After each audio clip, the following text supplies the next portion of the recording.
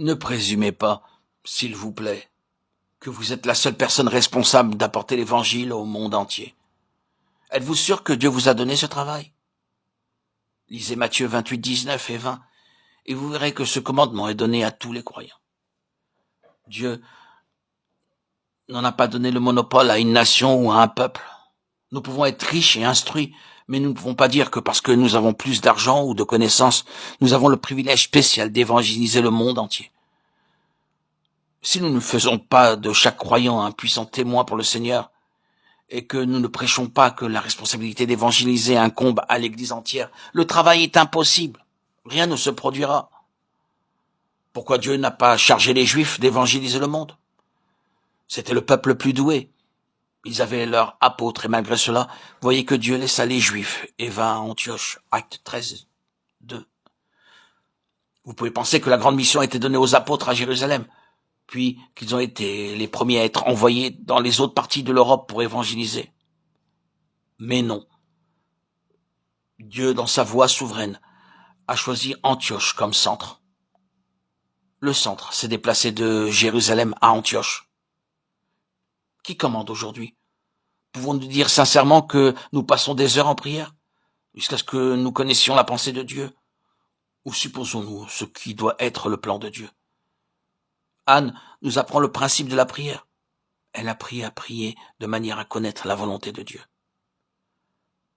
L'Éternel continuait à apparaître dans Shilo, car l'Éternel se révélait à Samuel dans Shilo par la parole de l'Éternel, 1 Samuel 3, 21. C'est le principe divin qui doit être respecté si nous voulons que Dieu fasse paraître sa gloire au milieu de nous. Si nous voulons permettre à Dieu de se révéler lui-même, il nous faut des témoins, intrépides et fidèles comme Samuel. Nous avons de bons docteurs de la Bible, et beaucoup d'érudits qui peuvent écrire de très très bons livres, et quelques très bons prédicateurs aussi, mais très peu de Samuel. Nous voulons des hommes de Dieu, des hommes qui sont véritablement la bouche de Dieu, des hommes qui peuvent dire hardiment et librement écouter ce que Dieu dit, et ainsi parle l'Éternel. La parole de Dieu parvint à Samuel alors qu'il était petit garçon. Dieu lui dit d'abord, va, et dis à Élie. Comment pouvait-il, lui, un petit garçon, aller vers ce vieil homme, son maître, et lui donner le message de Dieu? Mais bien que ce fût un message difficile et terrible, il obéit à Dieu et le lui donna. Nous constatons qu'il y a peu de personnes disposées à donner le message de Dieu. Nous pensons que nous devons être très polis et très diplomates dans ce que nous disons, tellement que personne ne sait de quoi nous parlons. Il y avait un homme en Angleterre, un très bon parleur, avec une réelle facilité d'élocution. Il parlait d'une telle manière que personne ne sait encore quelles étaient ses opinions. Il y a quelques années, un samedi soir, je commence à prier pour le message de Dieu. Dieu me dit très clairement, tu dois parler sur le sang de Christ demain matin. Je dis, je le ferai lundi parce qu'il y a une personne dirigeante du comité qui est un membre dévoué du groupe d'Oxford.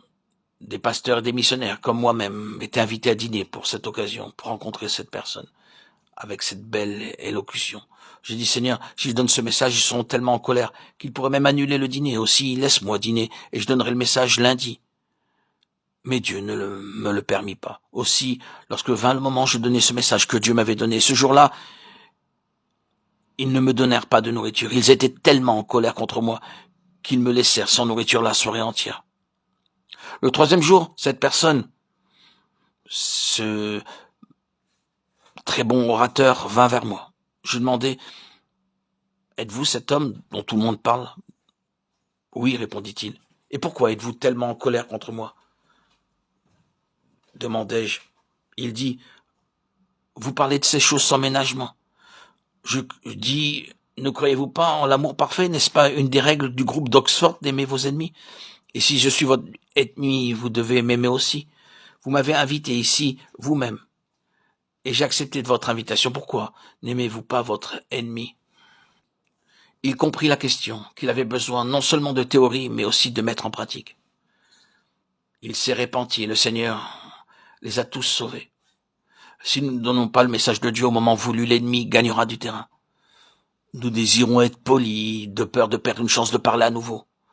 Nous raisonnons de cette manière. Si je donne le plein message de Dieu, ils ne me demanderont jamais plus. Est-ce important? Cela n'est pas important. Sommes-nous ici pour être seulement des orateurs populaires, comme cet homme qui s'est repenti? Ou désirons-nous être des messagers de Dieu avec le message de Dieu? Dieu veut un homme qui soit sa bouche, qui ne soit effrayé par aucun homme. Je sens qu'en ces jours, il y a un sérieux besoin d'un homme comme Samuel.